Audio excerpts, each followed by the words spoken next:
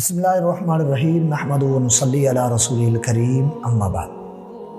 کیا اکیلے گھر میں نماز تراویح پڑھ سکتے ہیں یا نہیں پڑھ سکتے کہ جماعت کے ساتھ پڑھنا ضروری ہے؟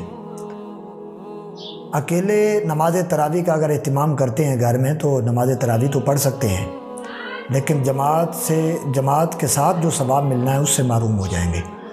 لہٰذا اکیلے تنہا بھی ہم اکیلے گھر میں پڑھ سکتے ہیں نماز تراویح، تو جماعت کے ثواب سے ہم محروم ہو جائیں گے، تراویح ہو جائے گی۔ لیکن اگر با جماعت ہم نماز تراویح ادا کریں گے تو پھر ثواب ہمیں ڈبل ملے گا، زیادہ ثواب جو ہے نا وہ ملے گا اللہ تبارک و تعالیٰ کی بارگاہ سے۔ تو لہذا نماز تراویح پڑھنے کا اہتمام جماعت کے ساتھ فرمائیں، مسجد میں نماز تراویح جو ہے نا وہ با جماعت ادا فرمائیں۔ اکیلے گھر میں نماز تراویح ہو تو جائے گی لیکن ثواب میں کمی ہوگی۔ جب ثواب لینا ہے تو وہ کیوں نہ ہو کہ ہم مکمل طور پر ثواب لیں جماعت کے ساتھ، تو پھر ہمیں مکمل طور پر جماعت کے ساتھ نماز تراویح ادا کرنی چاہیے، اہتمام کرنا چاہیے۔ بعض لوگ کہتے ہیں جی ہم گھر میں نماز تراویح پڑھ لیتے ہیں لیکن وطر آ کر با جماعت پڑھ لیتے ہیں۔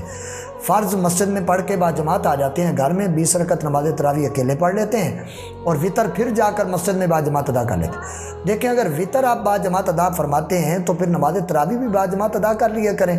ایک بار گھر آتے ہیں پھر گھر میں 20 رکعت نماز تراویح آپ اکیلے پڑھتے ہیں، ثواب میں کمی ہو گئی، جماعت کے ثواب سے آپ محروم ہو گئے، اور ایک آپ مسجد میں آئے پھر آپ واپس گئے، اس کے بعد پھر نماز وطر جو ہے نا وہ با جماعت ادا کیے، تو کیوں نہ ہو کہ آپ نماز تراویح بھی با جماعت ادا فرما لیں، تو انشاءاللہ آپ کو مکمل ثواب اللہ تبارک و تعالیٰ کی بارگاہ سے ملے گا۔